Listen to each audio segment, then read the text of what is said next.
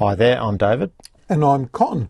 David, what are we going to talk about today? Well, today we are going to talk about what we used to do to film aerial footage in the days before drones came along and ruined everything. We used to have a lot of fun in the helicopters. You had a lot of fun flying in helicopters, getting aerial shots. I did, and I miss it a lot. Yeah. And it just doesn't happen anymore. No, it's too expensive to hire a chopper. So I thought what I would do is just walk through.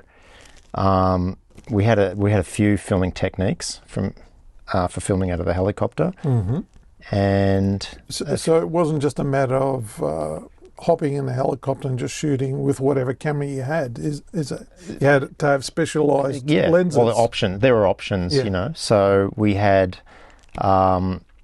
just no stabilisation. So I've got a picture here, and I think that's you. A little bit of footage here. Yeah, who took this footage? Steph Offacker. Oh yeah. Very quick clip there. Yeah. So that was SP Betacam up at Snow. Yeah. And I chose no stabiliser, which we'll get to later. Yeah. Okay, so another one was the Schwemm Gyro stabilised. What's that? I've never heard of it. 80s technology. So it was literally a spinning gyroscope that had to sort of get up to speed and you... Right, so actually used moving lenses and mirrors or whatever to stabilise. So look, there's information on the internet about it, so I'll try and put a link in this video. Yep. So that's one, and that's me, but it was standard fare to... in the helicopter those days, just open... Well, we had a harness on that was tethered, and... You had the harness so you didn't fall over when the helicopter banked. That's right. And we would sort of get to the location, and then the pilot would slow down, I think to about 80 knots, I think it was, and then we had permission to open the door. Oh, right. Because any faster you risk ripping the door out of its hinges, I guess. Well, I presume. So... Is it a sliding door? It was, It's a sliding door, yeah. So, and then there was the Canon optical image stabilizer, and there was there's that lens, and that just attached to the... So you actually owned that lens there? I owned once. It's gone now, but it was good. But just tape it off once again since drones came out and changed the market. So but while you had it, you made some good money off well, it paid for itself, but it was also a useful tool in the car. And I like something that only takes up that much space. Small Pelican case, and does a lot. Yeah, and I believe you hired it. I used to hire it out a lot because there was only one or two in Melbourne, I think. So, and there was also a wider version of that came out. Okay. So there was the Canon, then there was a Helico mount. I haven't heard of that either. What's that about? I don't know. I struggle to find information on the internet about this, but I'm pretty sure it was out of the US. So it's basically a spring-loaded thing, and you balanced up the camera like you would on a hothead. So we'll come back to that one. Before you go, what's underneath the camera? So there is a gyroscope. Oh, is that an extra layer of stability to try and stabilise it? It's just one, so just one. Oh, one axis. Right. Yeah. Okay. So we'll discuss everything. We'll just get through them all. The nose mount. Yeah. So is that hard mounted? Yes, that's hard mounted. So the chopper would have to do the tilting or the panning? What it was about. And all the helicopters had to be certified. Everything requires certification in helicopters. The mounts, the helicopter, you can't just sort of bolt them onto any old helicopter. Okay, so these are the Canyon or Canlab gyroscopes, a kit there, which once again I used to have. So how come you got two there? Two axes. So one for the roll and one for the tilt? And now with all the shot overs and etc., they're 5-axis, I believe. Oh, wow. So that's why they're so incredible. Yeah. So, okay, Tyler side mount. I've heard of Tyler mount. Yeah, we'll get to that. And then there's me just using it. Yep. So that's basically... Wait a sec. What's this don't wear elastic-sided shoes? What's that about? Well, I learnt that, because we used to wear the Blunderston brand of boots, and I found when the feet were hanging out, the side, it was okay at about 80 knots, but when we sort of got the shot and the pilot would say, okay, we'll just go around and come back again, he would speed up, and then, there's actually quite a lot of pressure on on your legs that are hanging out. And there were times where I was clinching my toes, like just trying to expand the space within my shoes so they didn't get ripped off. Right, because the air would have gone inside the shoe and somehow... Yeah. Well, think about when you're a kid sticking your hand out the window of the car at 100 kilometres an hour or faster than that. So as a tip, if you've got your legs hanging out of the helicopter, lace up boots. Nice and tight. Absolutely. So they were the options. Yep. Apart from the high-end options, feature film, the WESCAM. Oh, the WESCAMs. All that sort of stuff. Mostly feature films used to use those. So let's go through. I wonder, while you're looking for the video, I'll just ask, I wonder if they still use WESCAMs and stuff. I think they're probably more, as you said, shot overs. I'm not sure if the brand still exists, but but I remember watching the first Superman movie in 1978, and I wasn't even working then. I was just a school kid, but I just couldn't believe how smooth it was. And on the credits of Superman, it says WESCAM. Oh, you're talking about the ball, POV shots of Superman flying through the valley. Well, and I guess the background, the key shot, the plate shots or whatever, him flying of the skyline. I couldn't believe it. So yeah, WESCAM was a brand back then, and which we didn't have access to, of course. And I think Cineflex was another brand. Oh yeah, Cineflex. I remember that name. So I think WESCAM was invented for the military originally. Most likely. And I believe I never saw inside one, but I'm pretty sure it was gyroscopes, high-speed gyroscopes. It wasn't electronic stabilisation that we have now. So just to get through, just once again to paint the picture here. We'll go full frame if we can. Oh, yeah? Yeah. Okay. Where are we? So just to paint the picture here, this is some raw footage I filmed of the old Channel 9 helicopter. Right. And they don't own this machine anymore. Which airport's this? This is at Moorabbin. Moorabbin. So they did, when they sell the helicopter, they retain their registration. So it says here VH, which is Australian registration, HWA. Oh, yeah. Yep. So I can put a link. The raw footage is on my YouTube channel. So if anyone's interested, there's the door that we would, so we shot from the pilot side, and there's the door. It's a sliding door mechanism there. Yep. And your feet would go on the rails there? Yeah, I think on the step. Yep. On the step there. Yep. So, like I said, this is just raw footage that, I'll put a link in. So there's that one. So that was where I spent filmed most of my aerials, and a few of my colleagues would be the same. So when I said the no stabilisation was an option, you had to decide. So we had at Channel 9 the Schwemm lens. So it was either Schwemm or the standard lens. You had the non-stabilised, so you had to decide. So the Schwemm was a very long lens. Yep. And it often wasn't appropriate or would do the job, basically. So we just went with... So here's an example where I had to decide before the job. This was... Keep it plain. Over a few years ago, Channel 9 News.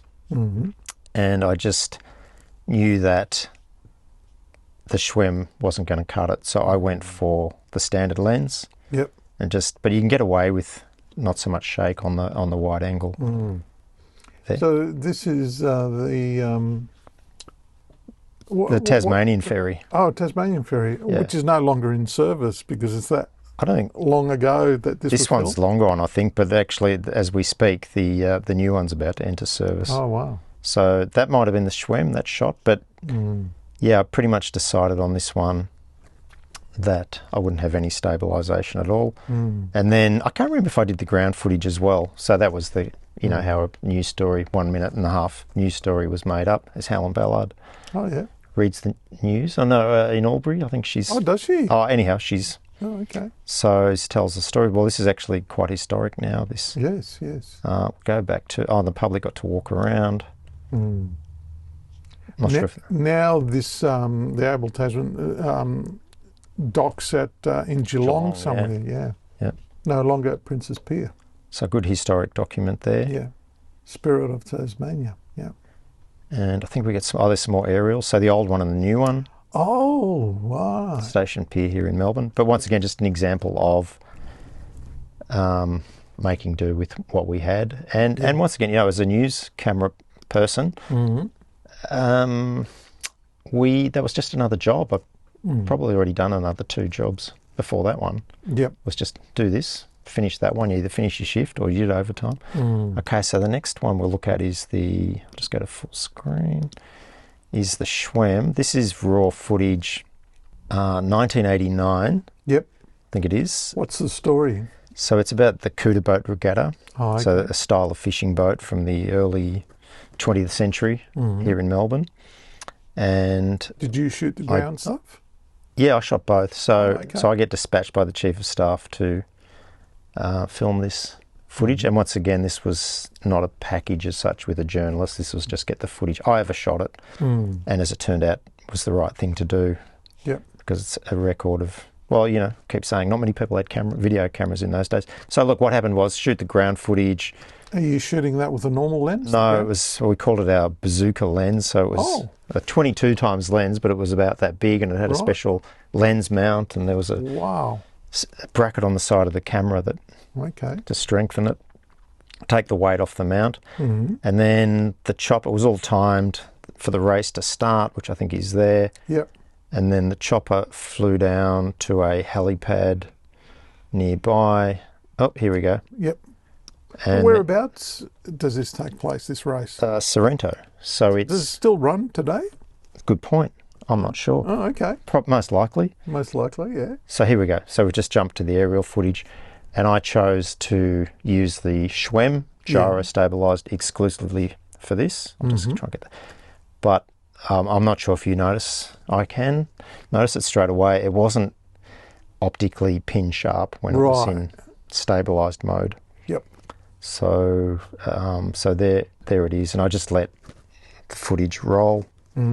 It's a great shot though, and these days if you were shooting an event like that, you'd have someone doing the drone getting these shots, but even this is something, the one thing the drone can't do is long shots.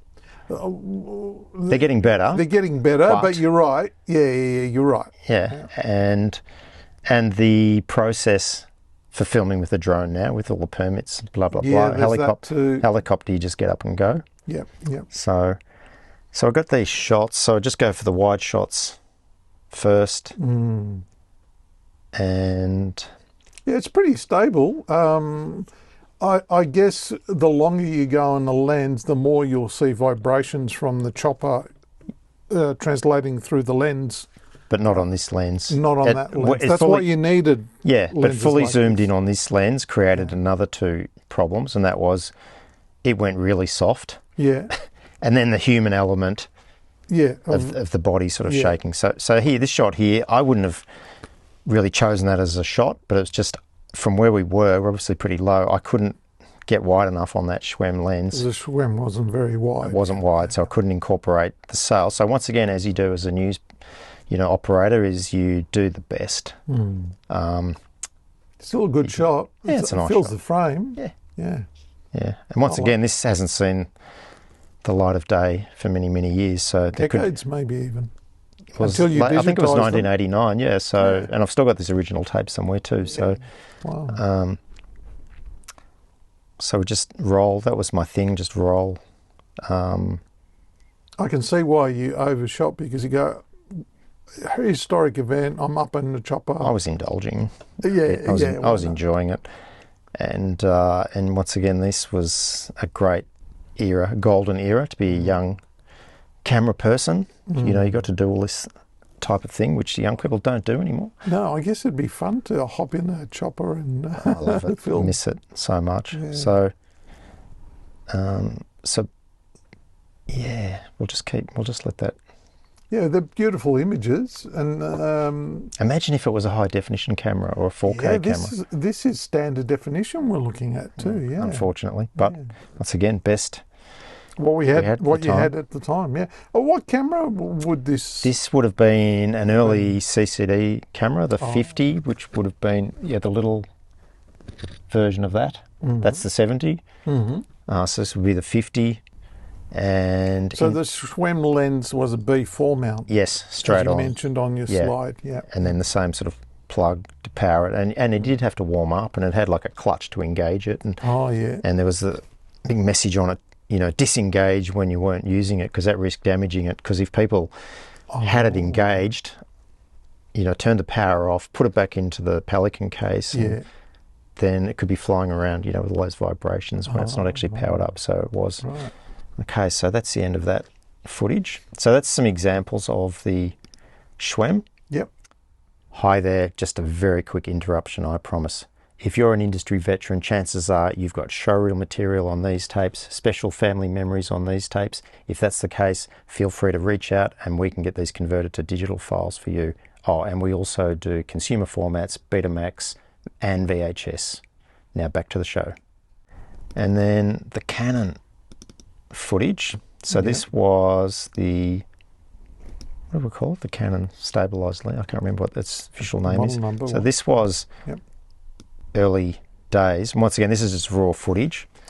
And I chose just to hit the record button and not button off, because I think the brief from the pilot was, to the pilot was just fly slowly and I'll get what I can get.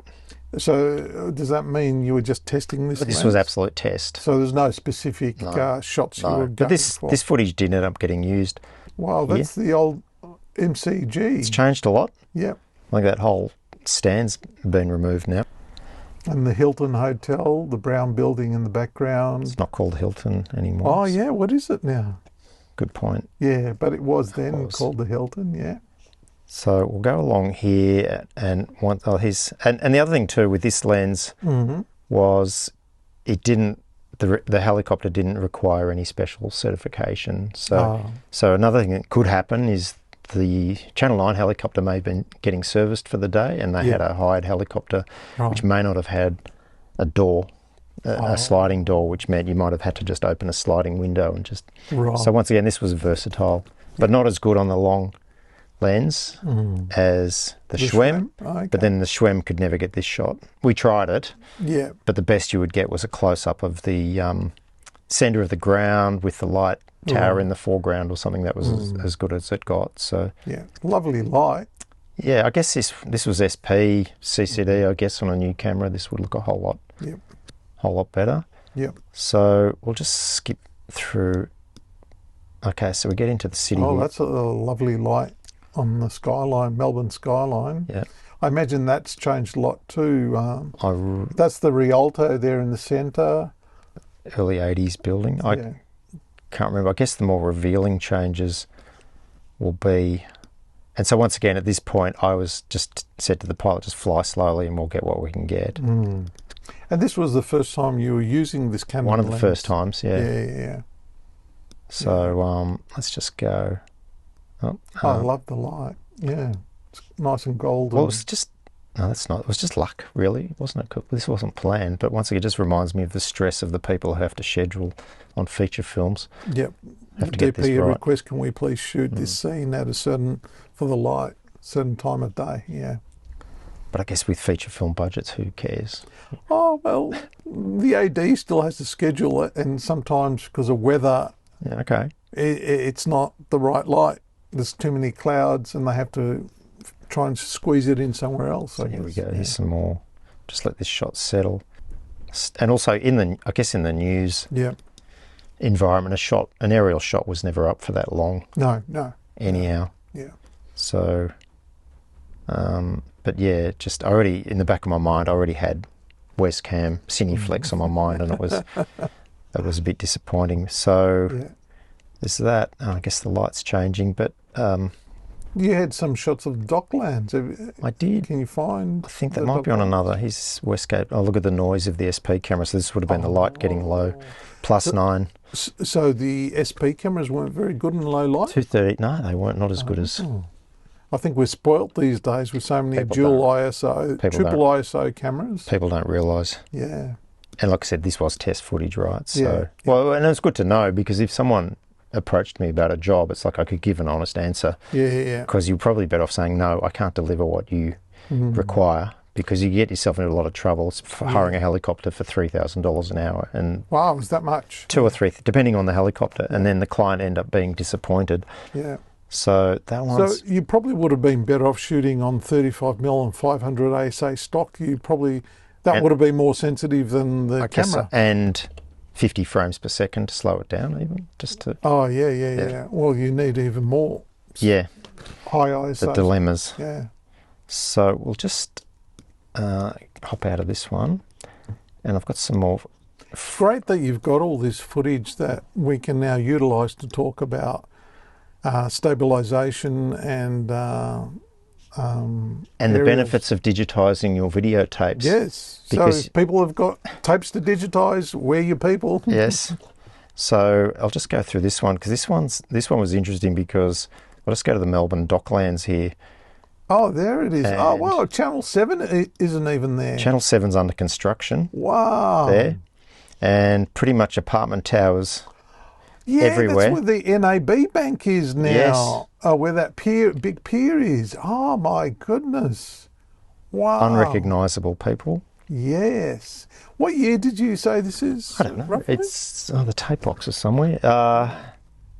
It'd be 1995, 1996 or something. Wow. Oh, the Balti's there. It's open. Yeah. And here's me think this was a test too. How can I just lock in on those two, vertical posts? But as it turns out, the most interesting thing about this shot is the before the development footage, isn't it? Yeah. So you'd say this is actually more historical. It has more value as historical footage than it does for a camera test. And then once again, I'm here. Let's just try tracking a truck. Oh, wow. That's a great shot. That reminds me of a feature film opening sequence, across the Brooklyn Bridge. And another example there of people who rely on autofocus. The autofocus would have latched onto that power tower there. So I'll go... see some more stuff. I just wanted to show this one because to the locals, our local community is, hang on. Okay, so here is Channel 9. This is where these buildings are. Medibank. Oh, right, yes. There's Channel 7 under construction. Well, now, this is how long ago it is. They've actually moved out of there now, so a whole life cycle of a TV station. So Southern Cross Station is completely different now. Channel 9 is up there. Yep. And I wasn't thinking, and all those old train sheds, some of those have survived, been repurposed as office space. But it's still called Colonial Stadium, had the naming rights at this point. So I remember that when it was called Colonial Stadium. So I just thought I'd go, is there anything else of interest here? And then look, there's the door. I just thought I'd try this just as another test. Can I fit this tower in? So here's a problem. Couldn't go wide enough to get the whole thing, so you just make up a shot. Let's just tilt from the base up. Shot though, Yeah. Test footage. Yeah. All the rage, isn't it? On a new piece of equipment. What else we got here? Oh, here's Rod Laver. This is an interesting one because this looks completely different now too. Rod Laver Arena. Yeah. I had no idea. I would have, if it was going to change so much, I would have filmed this a bit differently. It's quite different without all the broadcast compounds and things there. So that might be of interest to people. Government House in the background. So there's just the overall wide shot of the MCG and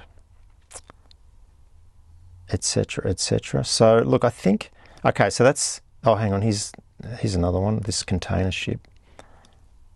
What was this story about? Do you remember the story? This was just test footage. So we'll just fly. Oh, there's a container ship. Let's go and get a shot of it. It's a great shot of it. And Channel 9, a bit of trivia. So Channel 9's helicopter at the time had 2 engines, which meant you could fly over water without floats, emergency floats on the skids of the helicopter. So so you can just see the flexibility this lens has. And this would never happen now. And some more test footage. So there's that one. Just one thing I did want to talk about was the Tyler mount. That was a very famous helicopter mount. Yep. 1960s technology, I think. Yep. And that camera, the old beta cam, by our standards weighs a ton, but if anything, it was too light for this Really? mount. Well, these were designed for Big Panavision cameras, yeah. Yeah. So anyone who watches a film from the 1960s, you know, the original Batman movie from the 60s, or Hello Dolly, I think there's something on the internet. Yes, there's a big aerial shot in the Hudson River. This is maybe. This is what they used, and I think there was variations. This is the side mount, and I think there are other variations there. But you can see as part of the kit, it's got a wind deflector. A wind deflector? Can you see that? Yeah, on the Perspex wind deflector. Oh, so I guess that was to keep the wind off if the lens is pointing out of the helicopter. Oh, so you're shooting through No, it was at 90 degrees to the helicopter. Oh, right, of course, because it could affect the camera, be pushing it. Now I understand. So, yes. And another bit of information is the helicopter had to be certified to have this mount attached to it. Yeah, and this was take the back seats out and bolt the thing in by qualified people. So so you've got like handles, so you held it with two hands, and was it called a side mount because the camera still sat on your shoulder or near your shoulder? No, it was suspended by the mount, and you were pretty much just doing your best to hold it as steady as you could, and it was really the mechanisms that were sort of doing the floating at the back end. But once again, not particularly satisfying. But when you watch an old movie from the 60s or 70s, once again, that was the best. So does that mean because you were holding two handles, you had the record button there as well and the zoom button? It definitely had the record button. I'm not sure, because these were really for film cameras. So I'm not sure what all the protocols were for the wiring and everything. Yeah. I think if I had to guess, I would say that's like you can see an adapter plug there. So I would say... You've got control of the zoom? I reckon I did. I reckon you did too. Because I probably had control of the lens, which would have been zoom and VTR. Oh, what about iris? Probably not. Not? Actually, that's a good point. Yeah. That's a good point. That's interesting. Yeah. So there you go. So there's a bit of a history of what we used to do. But I did have just one last thing I wanted to show, which I failed to put in the presentation. Yeah. And this is a surprise. Oh. We're going to play a tape. We love playing tapes. I do. I love the tapes. As much as we like to digitise them, we also like playing these old machines. So let me just pop that in, and I promise this will conclude our... That one. Hit the record button. Okay. Oops, it's back in. So in 1988, the year of the bicentenary, this is for train geeks, basically. So the Flying Scotsman.